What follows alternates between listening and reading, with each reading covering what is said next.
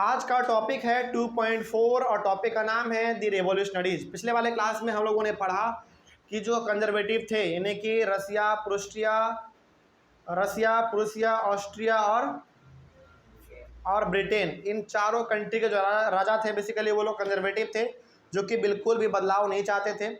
और उन लोगों ने नेपोलियन को वाटरलू में हरा के, बैटल ऑफ वाटरलू में हरा के क्या किया था, उन्होंने ट्रीटी ऑफ वियना किया था। मतलब कि वियना एक जगह है यूरोप में, वहाँ पे उन लोगों ने मीटिंग किया था और उस मीटिंग में ये निकाला गया कि जितने भी चेंजेस नेपोलियन के द्वारा किए गए हैं पूरे यूरोप में, उस पूरे चेंजेस को तहस नहस कर दो, है ना। बात समझ आ रही है? ये हम लोगों ने पढ़ा था। अब जब इतना तहस नहस किया गया तो ऑब्वियस सी बात है यूरोप के लोगों के बीच में गुस्सा तो आएगा ही आएगा, है ना। अब देखते हैं कि किन किन लोगों के बीच में गुस्सा आया। तो टॉपिक का नाम है आज का हमारा रेवोल्यूशनरीज। अच्छा, आप लोग क्या कीजिए, अपने पेंसिल को निकाल कर अपने कहीं पे भी बुक में या फिर नोट्स में, ऑफलाइन प्लस ऑनलाइन वाले बच्चे आप लोग सभी कोई क्या करो, पेंसिल निकाल के किसी भी जगह पर, हालांकि ये जो टॉपिक हमारा जहाँ पर रेवोल्यूशनरी है उसी के बगल में यदि आपके पास जगह है तो वहीं पे आप लिख लीजिए। पहला आप वर्ड लिखिए रेवोल्यूशनरीज, दूसरा आप वर्ड लिखिए लिबरल, और तीसरा आप वर्ड लिखिए नेशनलिस्ट। ये तीनों वर्ड आप लिखिए पहले, ऑनलाइन वाले प्लस ऑफलाइन वाले, आप सब कोई लिखिए पहले इस चीज़ को ध्यान से। पहला आप वर्ड लिखिए रेवोल्यूशनरीज, दूसरा लिखिए लिबरल, और तीसरा लिखिए नेशनलिस्ट। लिख लिए? चलिए बताते हैं। अब ये तीनों का तीनों वर्ड जो है ना आगे आपको बहुत बार मिलेगा और बार बार आपको कंफ्यूज भी करेगा, है ना। तो पहले ही हम चाहते हैं कि इन तीनों का मतलब आपको समझा दें। देखो, हालांकि इन तीनों का मतलब तो थोड़ा थोड़ा अलग होता है, लेकिन यदि इन तीनों के मतलब को अलग अलग यदि आप समझने की कोशिश करेंगे ना तो बहुत आप कंफ्यूज में चल जाएंगे, बहुत आपका माइंड जो है ना डाइवर्ट हो जाएगा। तो सिंपली इन तीनों का मतलब आप ये समझिए, रेवोल्यूशनरीज, नेशनलिस्ट और लिबरल का मतलब, तीनों का मतलब आप एक रूप में ऐसे समझिए कि बेसिकली रेवोल्यूशनरीज, नेशनलिस्ट और लिबरल वो उन लोगों को कहेंगे इस चैप्टर के अंदर जो कि एक तरीके से बदलाव चाहते थे। कंजर्वेटिव का मतलब तो समझ में आता है, जो बिल्कुल बदलाव नहीं चाहते थे, और रेवोल्यूशनरीज, नेशनलिस्ट और लिबरल का मतलब आप ये समझ लीजिए कि वो लोग बेसिकली जो कि एक बदलाव चाहते थे, जो चाहते थे कि पूरे यूरोप से मोनार्की सिस्टम हट के डेमोक्रेसी आए, ठीक है। जो कि चाहते ही नहीं थे कि राजा वाला सिस्टम यहाँ पर रहे, वो राजा वाला सिस्टम बिल्कुल चाहते ही नहीं थे। वो चाहते थे कि यहाँ पे गवर्नमेंट किसका हो, लोगों का गवर्नमेंट हो, यानी कि डेमोक्रेसी आए, ठीक है। हालांकि तीनों का मतलब थोड़ा थोड़ा अलग होता है, लेकिन हम नहीं चाहते हैं कि तीनों के मतलब आपको बताया जाए। यदि बताने लगे ना तो फिर आप कंफ्यूज हो जाएंगे, आपको लगेगा कि यार तीनों तो सेम ही है, बस थोड़ा थोड़ा डिफरेंस है। इसीलिए बढ़िया है कि तीनों का मतलब आप एक ही समझ लो कि वो लोग जो कि बदलाव चाहते थे। सिंपल सा बात, आगे याद रहेगा। चलिए, तो जहाँ जहाँ ये तीनों वर्ड मिले सिंपली आप समझ जाइएगा मूल लोगों का बात हो रहा है जो कि बदलाव चाहते थे, ठीक है। देखिए अब यहाँ पे लिखा हुआ है सबसे पहला पॉइंट, रेवोल्यूशनरीज में अंदर लिखा हुआ है, रेवोल्यूशनरीज टॉपिक के अंदर लिखा हुआ है, they were the liberal nationalist who saw the creation of nation states। अब यहाँ पे वर्ड आ गया नेशन स्टेट्स का, as a necessary part of their struggle for freedom. यानी कि जितने भी हमारे रेवोल्यूशनरीज थे, नेशनलिस्ट थे, लिबरल थे, तीनों का मतलब सेम समझना है। ये लोग बेसिकली क्या चाहते थे, ये चाहते थे नेशन स्टेट बने। और नेशन स्टेट का मतलब क्या था, नेशन स्टेट और मॉडर्न स्टेट हमने बताया था आपको। नेशन स्टेट का सिंपल सा मतलब था वो कंट्री जहाँ पे पावर किसके हाथ में हो, राजा के हाथ में ना हो के पब्लिक के हाथ में हो, यानी कि पावर एक हाथ में ना हो। वो लोग ऐसा सिस्टम चाहते थे। कौन लोग चाहते थे भाई? रेवोल्यूशनरीज, नेशनलिस्ट, लिबरल, ठीक है। कोई दिक्कत? तो ये लोग चाहते थे कि राजा वाला सिस्टम खत्म हो और यहाँ पे कौन सा स्टेट बने, नेशन स्टेट बने, यानी कि पावर जो है वो राजा के हाथ में ना रह के बल्कि लोगों के हाथ में चला जाए, यानी कि लोग अपना गवर्नमेंट यहाँ पे बने। तो ये लोग ना अपने स्ट्रगल का इसको एक अहम हिस्सा मानते थे, ठीक है। आगे देखिए, the revolutionaries were against the monarchical form of government. ये लोग पूरी तरीके से मोनार्कियल फॉर्म ऑफ गवर्नमेंट के खिलाफ थे। ये लोग चाहते ही नहीं थे कि पूरे यूरोप में मोनार्की सिस्टम रहे, और बिल्कुल इन लोगों का कहना भी सही था, है ना। आगे, अच्छा, इनको इंस्पिरेशन कहाँ से मिला बताइए? फ्रांस रेवोल्यूशन से मिला, ठीक है। आगे देखो, which had been established after the treaty of Vienna. यानी कि ट्रीटी ऑफ वियना के बाद जो मोनार्की सिस्टम को दोबारा रिस्टोर किया गया, ये लोग क्या चाह रहे हैं कि दोबारा उसको खत्म करो। क्यों लाया गया उसको? है ना। जब मोनार्की सिस्टम ख़त्म ही कर दिया गया था तो ट्रीटी ऑफ वियना में क्यों उस चीज़ को दोबारा लाया गया, है ना। तो इसको पूरी तरीके से ये लोग ख़त्म करने के बारे में सोच रहे हैं। उसके बाद they were in favour of liberty and freedom, ये लोग किसके फेवर में हैं, लिबर्टी और फ्रीडम के फेवर में, यानी कि ये लोग पूरी तरीके से आज़ादी के फेवर में हैं। ये लोग चाहते हैं कि आज़ादी मिले, राजा वाला सिस्टम यहाँ से हटे, डेमोक्रेसी आए, इक्वालिटी लोगों को मिले, वोटिंग राइट मिले, यानी कि एक तरीके से ये लोग अच्छा बदलाव चाहते हैं। आगे they believed in the unification of Nations, ये लोग क्या ये लोग किस में विश्वास रखते हैं, यूनिफिकेशन में विश्वास रखते हैं, यानी कि ये लोग चाहते हैं कि जितने भी कंट्री हैं वो सब का सब कंट्री क्या हो जाए, आपस में मिल जाए, मिलजुल के रहे, एक अच्छा सिस्टम यहाँ पे रहे, ये लोग ऐसा सिस्टम चाहते हैं। तो ये सबका सब आइडिया, यानी कि सब ये जो विचार हम लोग अभी पढ़ रहे हैं, ये सब विचार किन का है बताइए, लिबरल्स का, नेशनलिस्ट का, रेवोल्यूशनरीज का। ठीक है, चलिए आगे बढ़ते हैं। अच्छा, इसमें ना बहुत सारे हमारे लोग ऐसे हुए उस समय पे जो कि आज़ादी चाहते थे, ठीक है, जो कि डेमोक्रेसी को चाहते थे। उनमें से एक इंसान बहुत ही फेमस हुआ, उसका नाम था जीसीपी मैजिनी। याद रखिएगा इस नाम को, जीसीपी मैजिनी, ये आदमी का नाम है। और ये भी बेसिकली क्या था, एक रेवोल्यूशनरी था, मतलब कि ये भी आज़ादी चाहता था और ये भी जो है मोनार्कियल सिस्टम के बिल्कुल खिलाफ था। ये चाहता ही नहीं था कि यूरोप में मोनार्कियल सिस्टम रहे। तो एक आदमी बहुत ही प्रसिद्ध हुआ उस समय पे, वो था हमारा जीसीपी मैजिनी। इसके बारे में थोड़ा सा हम लोग पढ़ते हैं, देखिए ध्यान से लिखा हुआ है। और हाँ, जीसीपी मैजिनी के बारे में ना एग्जाम में बहुत बार पूछा गया है, right a short note on GCP Mazzini, तो इसके बारे में आप लिख सके इसलिए हमने यहाँ पे कुछ पॉइंट में इसको मेंशन किए हैं। ठीक है, उसके बारे में पूछा जाता है, इसलिए आपको ये याद रखना चाहिए। देखिए सबसे पहला लिखा हुआ है, GCP Mazzini was an Italian revolutionary. Italian revolutionary का मतलब क्या हुआ, हाँ, इटली से ये बिलोंग करते थे, इटली से बिलोंग करते थे। और दूसरा बात ये क्या, कौन थे, एक रेवोल्यूशनरी थे, यानी कि एक बदलाव चाहते थे, ये बदलाव पसंद आदमी थे। He became a member of this sacred society called Carbonari. समझिएगा ध्यान से, ये ना एक मेंबर है, किसका मेंबर, सेक्रेड सोसाइटी का, और उस सेक्रेड सोसाइटी का नाम क्या है, कार्बोनी। बात समझ आ रही है, he became a member of the sacred society called Carbonari. अब जरा समझिएगा ध्यान से, सर ये सेक्रेड सोसाइटी क्या है। देखिए ध्यान से, सेक्रेड सोसाइटी कुछ नहीं है, बेसिकली उन लोगों का ग्रुप है जो कि बदलाव चाहते थे। और ये लोग ग्रुप बना के बेसिकली करते क्या थे मालूम है, ये राजा के खिलाफ प्लान बनाते थे कि राजा के खिलाफ क्या एक्शन होना चाहिए हमारा, किस प्रकार से प्रोटेस्ट करेंगे, राजा को किस प्रकार से यहाँ से हटाएंगे, किस प्रकार से मोनार्की सिस्टम को हटा के डेमोक्रेसी लाएंगे।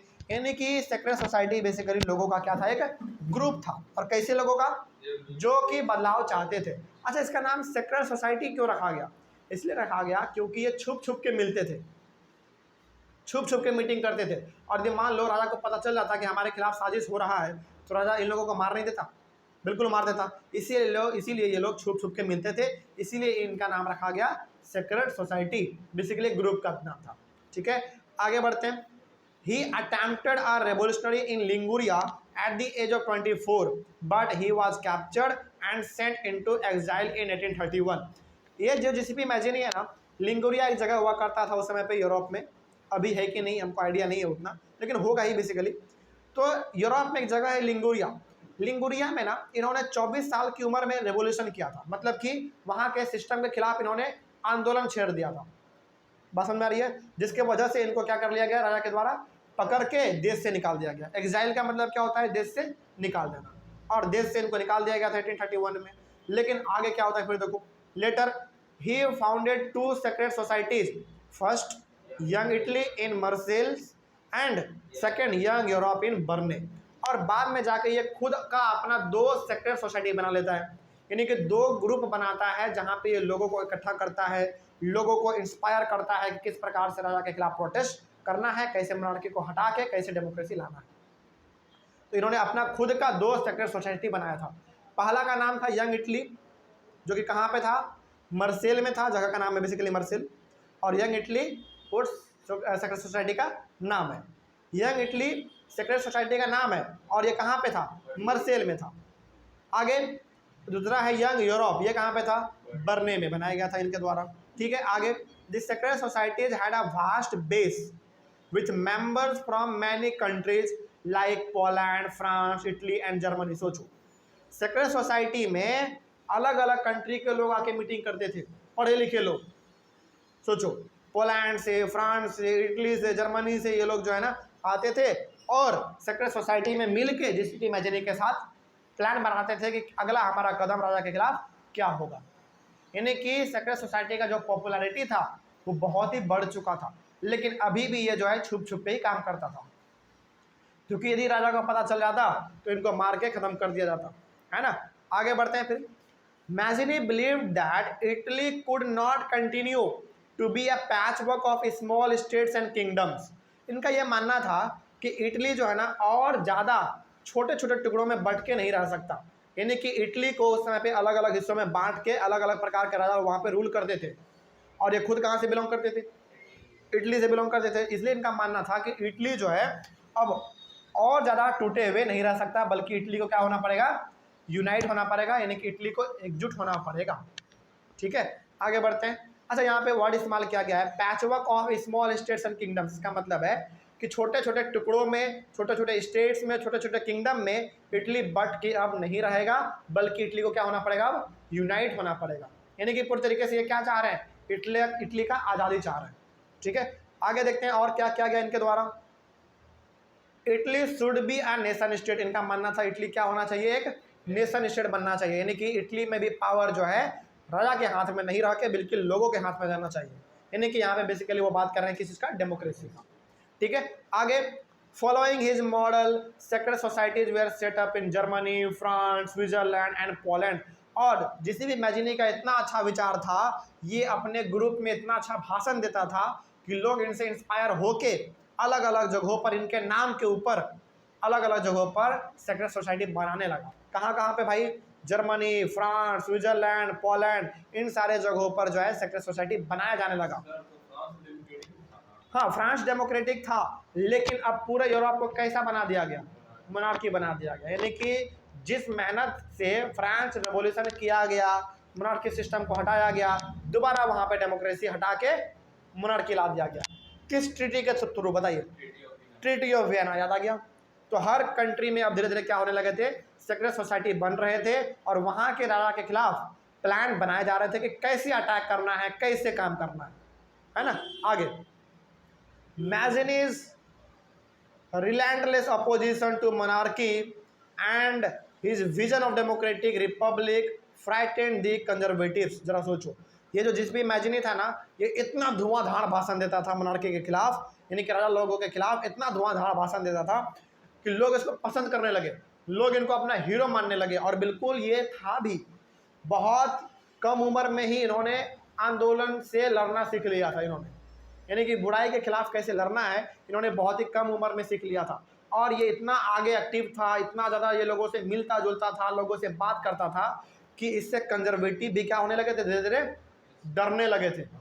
डरने लगे थे, क्यों डरने लगे थे, क्योंकि इनका मानना था कंजर्वेटिव लोगों का कि यदि जीसीपी मैजिनी चाह लिया तो हमको एक गद्दी से उठा के फेंक देगा। यानी कि कंजर्वेटिव लोग भी अब धीरे धीरे जीसीपी मैजिनी से डरने लगा था, क्योंकि जीसीपी मैजिनी के अंडर में बहुत सारे लोग अब आ चुके थे, क्योंकि हर कंट्री में सेक्रेट सोसाइटी बढ़ रहा था, और हर एक सेक्रेट सोसाइटी का मॉडल कौन था, जीसीपी मैजिनी। ठीक है, आगे बढ़ते हैं। Metternich described him as the most dangerous enemy of our social order. याद करो ड्यूक मैटरनिक, कौन था ड्यूक मैटरनिक? नहीं, ड्यूक मैटरनिक जो था बेसिकली ट्रीटी ऑफ वियना जो मीटिंग हुआ था, हाँ, ऑस्ट्रिया का चांसलर था, और ड्यूक मैटरनिक ने ही ट्रीटी ऑफ वियना का मीटिंग ऑर्गेनाइज किया था, इन्हीं को जिम्मेदारी सौंपा गया था। तो ट्रीटी ऑफ वियना में जो मीटिंग का जिम्मेदारी था वो था ड्यूक मैटरनिक का, और ये वही ड्यूक मैटरनिक है जिन्होंने एक स्टेटमेंट दिया किसके खिलाफ, जीसीपी मैजिनी के खिलाफ इन्होंने स्टेटमेंट दिया। देखो, जीसीपी मैजिनी को मैटरनिक कहता है ना कि जीसीपी मैजिनी जो है हमारे समाज का सबसे डेंजरस एनिमी है, यानी कि दुश्मन है। सोचो, अच्छा एक बात बताओ, ये जो ड्यूक मैटरनिक है ये कौन है? चांसलर तो है, लेकिन ये कंजर्वेटिव है या रेवोल्यूशनरी है? कंजर्वेटिव है, क्योंकि याद कीजिए जब हमारा ट्रीटी ऑफ वियना हुआ उसमें 4 कंट्री शामिल थे, ब्रिटेन, रसिया, प्रूसिया और ब्रिटेन, रसिया, प्रूसिया और ऑस्ट्रिया, ये 4 कंट्री इसमें शामिल थे। इनके मीटिंग को ऑर्गेनाइज करने का काम किसका था? ड्यूक मैटरनिक का। तो ड्यूक मैटरनिक भी किससे बिलोंग करते थे? कंजर्वेटिव से बिलोंग करते थे। और क्या कंजर्वेटिव कभी बदलाव चाहेगा? नहीं चाहेगा। लेकिन बदलाव कर कौन रहा था? जीसीपी मैजिनी एक बदलाव के बारे में सोच रहे थे। तो ड्विक मैटरनिक ने जीसीपी मैजिनी के बारे में एक बार स्टेटमेंट दिया कि ये जो जीसीपी मैजिनी है ना, ये समाज का सबसे बड़ा दुश्मन है। लेकिन क्या जीसीपी मैजिनी समाज का सबसे बड़ा दुश्मन था क्या? नहीं था। इन्होंने तो बस ऐसे ही गुस्से में कह दिया होगा। कोई दिक्कत इसमें?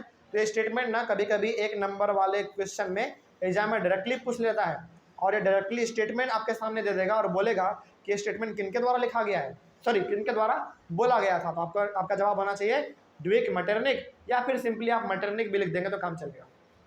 कोई दिक्कत इसमें? चलिए, तो यहाँ तक के बारे में आपने समझा जीसीपी मैजिनी के बारे में, और रेवोल्यूशनरिस्ट लोग कौन थे, नेशनलिस्ट कौन थे, लिबरल कौन थे, उनके बारे में आपने यहाँ तक समझ लिया। लेकिन क्या अभी लड़ाई शुरू हुआ है? नहीं, अभी राजा और लिबरल, नेशनलिस्ट और रेवोल्यूशनरिस्ट के खिलाफ राजा, यानी कि इन दोनों के बीच में भी लड़ाई झगड़ा शुरू नहीं हुआ है। लेकिन लड़ाई झगड़ा जो शुरू होता है वो होता है हमारा अगले वाले टॉपिक से, टॉपिक नंबर 3 से, द एज ऑफ रेवोल्यूशंस 1830 से लेकर 1848। मतलब कि इस टॉपिक में हम लोग ये पढ़ेंगे कि अब जो हमारा इतने बड़े लेवल पर सेक्रेट सोसाइटी बना था, वो सब अब धीरे धीरे क्या कर रहे थे? राजा के खिलाफ लड़ाई कर रहे थे। और राजा के खिलाफ कैसे लड़ाई किया, कौन मारा गया, कितने लोग मारे गए, क्या चेंजेस किए गए उसके बाद, वो सब का सब हम लोग पढ़ेंगे इस टॉपिक में। कोई दिक्कत यहाँ तक समझने में? यानी कि मार काट धार वाला जो है वो बेसिकली इसी में है। ठीक है, इसी में आपको एक बदलाव देखने को मिलेगा, यानी कि बहुत बड़ा चेंजेस देखने को मिलेगा जो कि यूरोप के अंदर हुआ था। कोई समस्या नहीं ना? चलो, तो इसको हम लोग यहीं पे आज खत्म करेंगे। अगले वाले क्लास में इस टॉपिक को डिस्कस करेंगे। Thank you very much and have a nice day.